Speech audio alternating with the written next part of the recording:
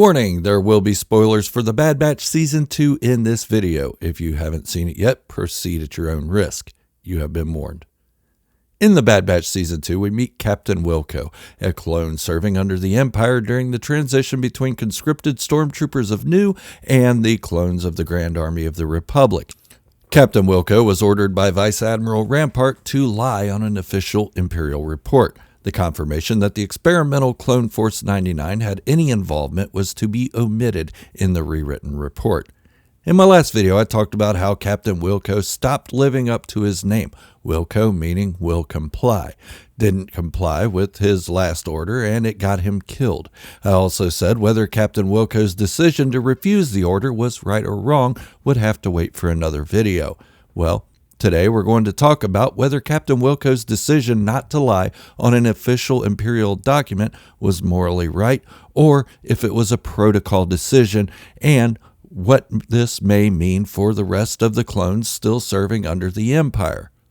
Are you a Star Wars fanatic, or even just a casual fan who likes hearing more about the greatest franchise ever created? If so, welcome home, because Star Wars is all I talk about. So if the galaxy far, far away is your thing, then go on and hit that subscribe button to stay up to date on all my in-depth discussions.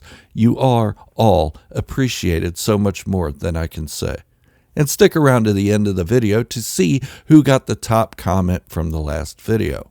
Now, let's get on with today's topic. In The Bad Batch Season 2, Hunter and his band of misfit clones attempt a heist on the Imperial-controlled fortress of the late Count Dooku. This was to be the big score, the one that would earn the enhanced clones enough credits to disappear and be truly free.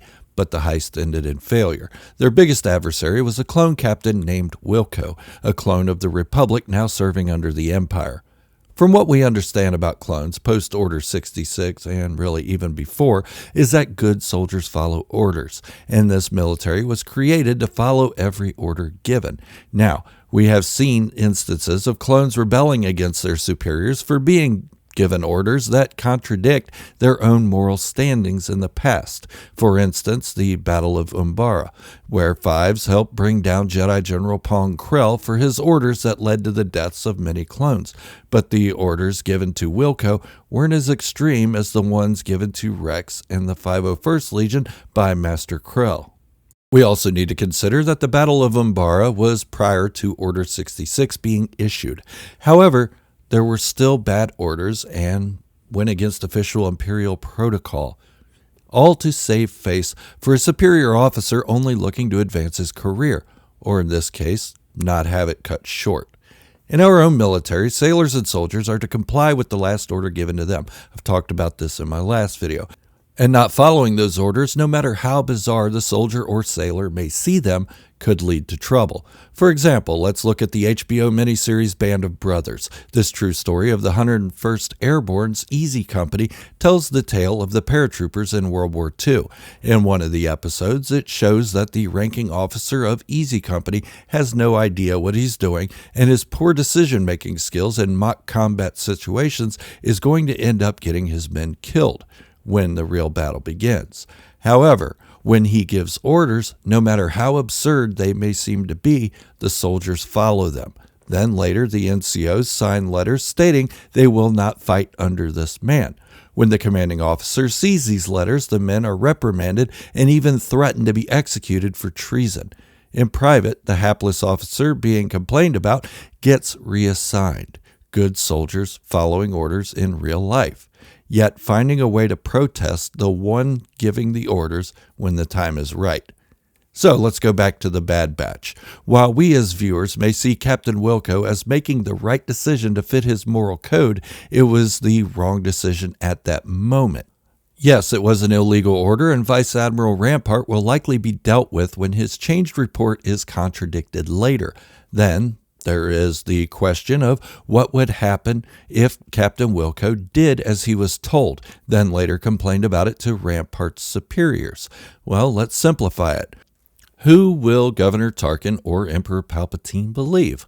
A clone who is ultimately being looked down upon anyway and will eventually be phased out, or a ranking vice admiral who is appointed to that position by the Imperial higher-ups?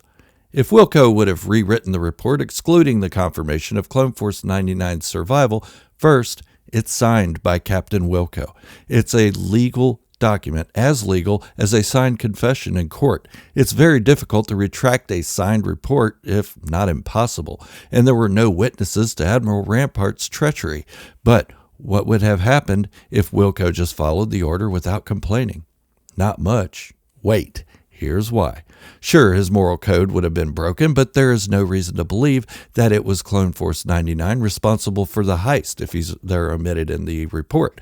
Even though they will turn up in the Imperial sites again soon, the Bad Batch isn't going to announce that they had any involvement in it. So that means it could be any number of rebel factions responsible. I placed some emphasis on whether Captain Wilco was procedurally correct in his decision, and the episode leads us to do that on our own. But there's something underlying that will surface in later episodes. This noncompliance to follow a direct order isn't only a sign of the corruption the Empire breeds and cultivates, it's a sign that clones are beginning to wake up, that the Republic they once fought for is gone. The effects of the inhibitor chips are possibly losing their power over the clones. And Captain Wilco isn't the first instance we've seen this in. We also saw it with Captain Howzer in Season 1. He convinced other clones to throw down their arms in a moral standing against the wrongdoings of the Empire. Another sign that the Empire is not aligned with the moral code adopted by the clones throughout the Clone Wars. We can probably expect to see a mass exodus of clones leaving the Empire, or the remaining clones standing up and outright fighting against them, with some clones remaining loyal to peace throughout the galaxy and siding with the Empire, pitting brother against brother. The signs of the effects of the inhibitor chips wearing off are starting to show. We could see a clear difference in the clones from the time of Order 66 was initiated in comparison to the present moment in the Bad Batch. Where the clones seemed more like robots in the beginning stages of Order 66, they are now showing signs of their original selves. For those who think the morality of the clones was stronger than the inhibitor chips and that the clones will continue to serve under the Empire until they're phased out, I ask this. If their moral code was stronger, why was Captain Rex unable to fight his own chip? He showed signs that he knew what he was doing was wrong, but he still attempted to kill Ahsoka Tano when Order 66 was executed. It wasn't until she was able to remove his chip that he was once again in control of his actions.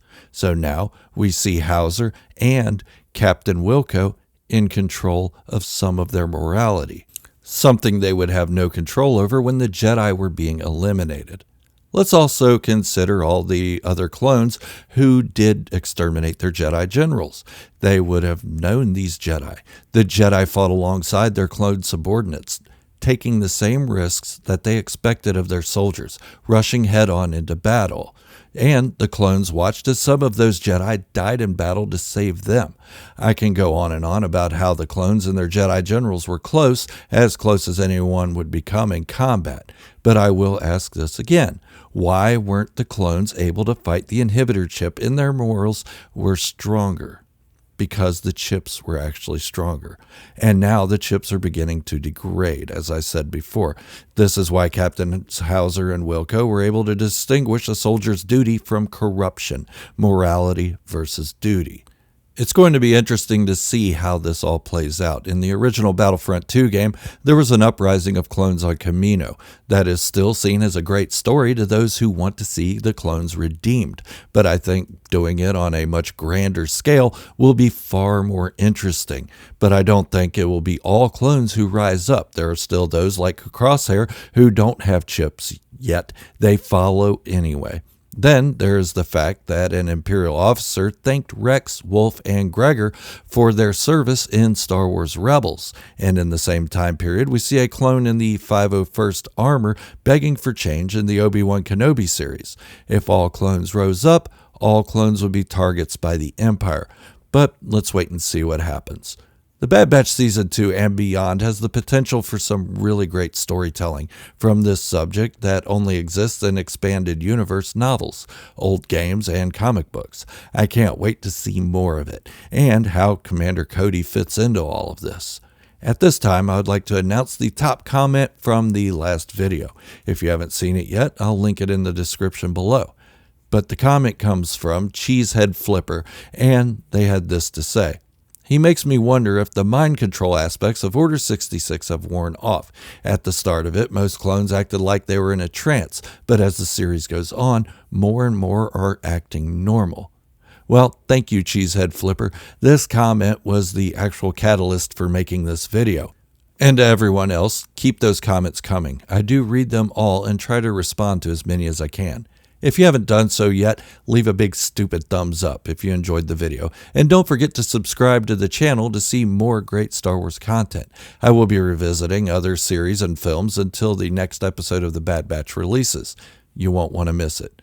I'll see you in the next video. Until then, this is Gerald, a Star Wars fanatic, signing off. Wishing you all great health, happiness, and peace. Be good to each other. Thank you all for watching, and remember, this is the way. And positivity in the Star Wars community is the only way.